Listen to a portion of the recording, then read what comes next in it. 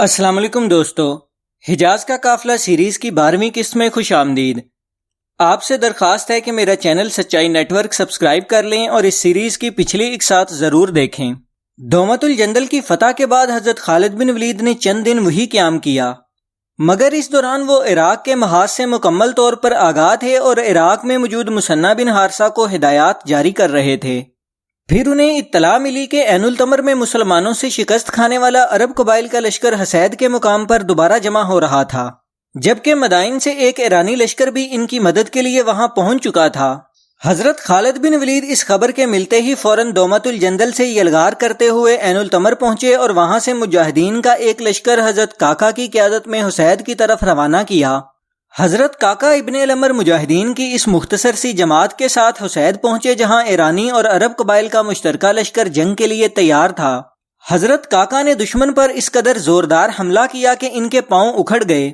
ایرانیوں اور عیسائی عرب قبائل پر پہلے ہی مسلمانوں کا خوف طاری تھا، اسی لیے حضرت کاکا کے پرجوش حملے کے بعد تھوڑی دیر تک ایرانیوں نے مزاحمت کی، پھر میدان جنگ سے پیچھے ہٹنے لگے۔ ایرانیوں کے پیچھے ہٹنے کی دیر تھی کہ عرب قبائل کا لشکر بھی میدان جنگ سے بھاگ نکلا۔ اس مشترکہ لشکر کو شکست دینے کے بعد حضرت کاکا نے آگے بڑھ کر حسید پر قبضہ کر لیا۔ حسید سے شکست کھانے والا لشکر میدان جنگ سے فرار ہو کر ایران کے ایک اور قریبی شہر خناس میں پہنچا اور وہاں پناہ لینے کی کوشش کی، مگر حضرت کاکا حسید کی فتح کے بعد دشمن کا تعاقب کرتے ہوئے وہاں بھی پہنچ گئے۔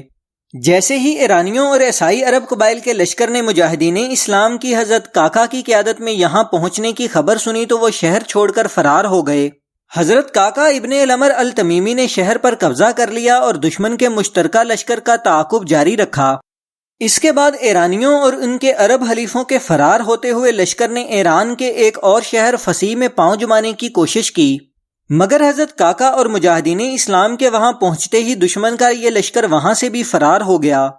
اپنے محافظوں کو مسلمانوں کے خوف سے یوں فرار ہوتے ہوئے دیکھ کر وہاں کے شہریوں نے بھی کوئی مزاحمت نہ کی اور مسلمانوں سے امان طلب کی، اور یوں یہ دونوں ایرانی شہر مسلمانوں نے بغیر کسی لڑائی کے فتح کر لیے۔ حضرت کاکا جب فرار ہوتے ہوئے ایرانی اور عیسائی عربوں کے تعاقب میں شہر پر شہر فتح کر رہے تھے تو دوسری طرف اس عرصے میں حضرت خالد بن ولید رضی اللہ عنہ نے باقی لشکر کے ہمراہ شمال مغرب کا رخ کیا۔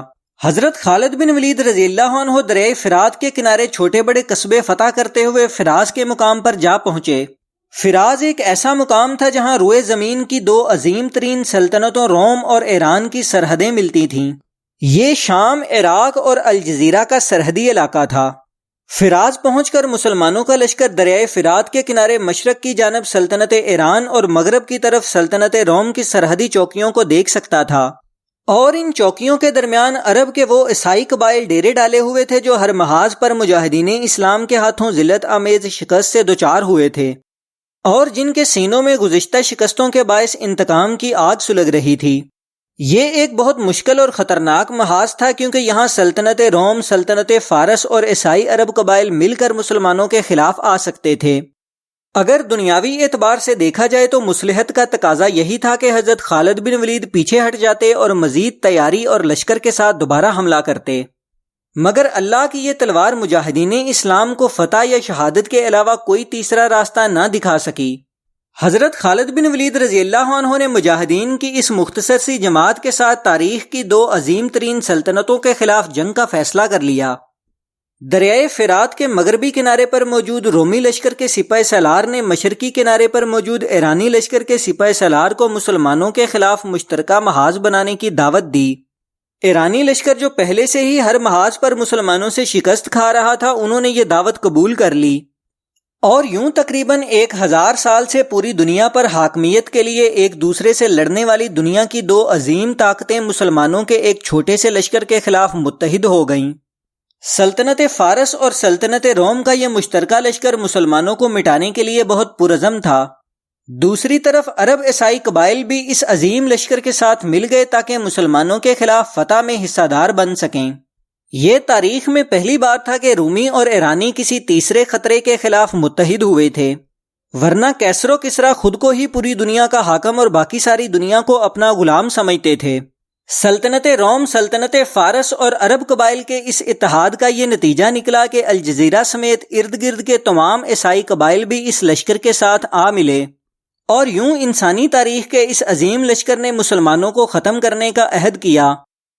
اس مشترکہ لشکر نے چند دن کی مزید تیاریوں کے بعد حضرت خالد بن ولید کو پیغام بھجوایا کہ تم دریا عبور کر کے ہماری طرف آؤ گے یا ہم تمہاری طرف آئیں۔ حضرت خالد بن ولید رضی اللہ عنہ نے جواب دیا کہ تم ہی ہماری طرف آ جاؤ۔ چنانچہ اس لشکر نے کشتیوں کے ذریعے دریا عبور کیا اور مجاہدین اسلام کے سامنے پڑاؤ ڈال دیا۔ رومیوں کی طرح ایرانیوں کی بھی یہی خواہش تھی کہ قبائل کے متحدہ لشکر کو آگے رکھا جائے اور ان دونوں سلطنتوں کی عظیم افواج صرف فتح میں حصہ دار بننے کے لیے آگے آئیں۔ چنانچہ انہوں نے قبائل کے سرداران کو ترغیب دی کہ تم اپنے اپنے قبیلے کے لشکر کو الگ کر کے مسلمانوں کے مقابلے پر اترو تاکہ ہم ہر قبیلے کی علیحدہ علیحدہ مردانگی دیکھ سکیں۔ یوں قبائل کے اس لشکر نے علیحدہ علیحدہ صفیں باندھ کر مسلمانوں پر تین اطراف سے حملہ کیا، لیکن مسلمانوں کی شدید تیر اندازی کے باعث ان کی پیش قدمی رک گئی اور ہر قبیلے کا سردار اپنے آدمیوں کو خطرے میں ڈالنے کی بجائے دوسروں کو آگے بڑھنے کی ترغیب دینے لگا۔ یہ دیکھتے ہوئے خالد بن ولید رضی اللہ عنہ نے فوراً دائیں اور بائیں طرف سے دشمن پر حملہ کرنے کا حکم دیا اور مجاہدین اسلام نے آن کی آن میں دشمنوں کی صفیں درم برم کر ڈالیں۔ کئی دستے پیچھے ہٹتے ہوئے رومی اور ایرانی دستوں کے ساتھ جا ملے، جبکہ باقی کلب کی طرف سمٹنے لگے۔ پھر جب خالد بن ولید رضی اللہ عنہ نے ان کے کلب پر زوردار حملہ کیا تو ان میں بگدڑ مچ گئی۔ تھوڑی ہی دیر میں پورا قبائلی لشکر فرار ہو کر عقب میں موجود رومی اور ایرانی لشکر سے جا ملا۔ ان کے عقب میں دریا تھا، جبکہ دائیں اور بائیں طرف مسلمان سوار گھیرا ڈال رہے تھے۔ رومی اور ایرانی سالار عرب قبائل کو آگے کی طرف دھکیل رہے تھے، جبکہ قبائل کو ان کے پیچھے پناہ لینے یا میدان جنگ سے بھاگنے کی زیادہ فکر تھی۔ پھر قبائل کا ایک دستہ اپنے ساتھیوں کے تانے اور گالیوں سے بے پرواہ ہو کر رومی سواروں کی صفوں کے درمیان میں سے گزرتا ہوا مغرب کی طرف نکل گیا، جبکہ دوسرے دستے نے اپنے ایرانی حلیفوں کی صفوں کو توڑ کر مشرق کا رخ کیا۔ کچھ لوگ کلب کی صفوں میں گھس گئے اور رستہ تلاش کرتے ہوئے دریا تک پہنچ گئے۔ تھوڑی ہی دیر میں قبائل کی پوری فوج میدان جنگ سے فرار ہو چکی تھی۔ ایران اور روم کے سپہ سالار یہ دیکھ رہے تھے کہ مسلمان فرار ہوتے ہوئے قبائلی لشکر کا پیچھا کرنے کی بجائے روم اور ایران کے لشکر کو گھیرے میں لینے کی کوشش کر رہے تھے۔ یہ دیکھتے ہوئے ان دونوں لشکروں کے سپہ سالاروں نے حملے کا حکم دیا، مگر ان کی آواز اللہ اکبر کے فلک شگاف نعروں میں دب کر رہ گئی۔ حضرت خالد بن ولید کی سربراہی میں اسلامی لشکر کا ہر سپاہی اس یقین پر لڑ رہا تھا کہ اللہ کی مدد ان کے ساتھ ہے اور فتح کی منزل قریب آ چکی ہے۔ عرب قبائل کے فرار کے بعد بھی دشمن کی تعداد مسلمانوں سے کئی گنا زیادہ تھی، مگر اب دشمن کو فتح سے زیادہ فرار ہونے کے لیے اپنے اپنے سپہ سالاروں کے حکم کا انتظار تھا۔ ایرانی دستے جو پہلے بھی کئی دفعہ مجاہدین اسلام کی تلواروں کا مزہ چکھ چکے تھے، وہ زیادہ دیر رومی سپہ سالار کے حکم کا انتظار نہ کر سکے اور میدان جنگ سے بھاگ نکلے۔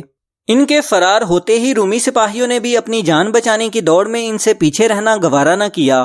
جن دستوں نے فرار ہونے کے بعد دریا کا رخ کیا، ان میں بعض نے کشتیوں میں سوار ہو کر دریا پار کیا اور بعض اپنے گھوڑوں سمیت دریا میں کود گئے، جبکہ بقیہ دستوں نے بھاگ کر زمین کی وسعتوں میں پناہ لینے کی کوشش کی۔